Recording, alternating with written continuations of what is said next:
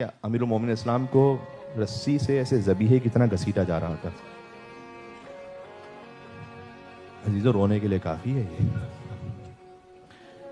ایک یہودی نے دیکھا کہ اشہد ان لا الہ الا اللہ واشہد ان محمد رسول اللہ. تو کسی نے اس سے پوچھا تو نے کلمہ کیوں پڑھ لیا یہاں پر؟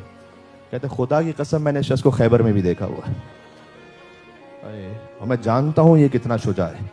آج اس کی زوجہ پر دروازہ گرا ہوا ہے اور یہ حلم کے ساتھ صبر کیے ہوئے ہے، تو اس سے بڑی حجت کوئی ہو نہیں سکتی. یہ صبر عام انسان میں آ ہی نہیں سکتا.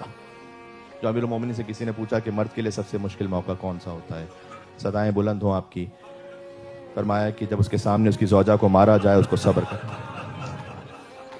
لہٰذا ایام فاطمہ میں سمجھ میں نہیں آتا کہ زہرا کی شہادت پڑھیں یا علی کی غربت پڑھیں. یہ غربت علی ہے، حق مانگنے جو زہرا دربار میں گئی ہے.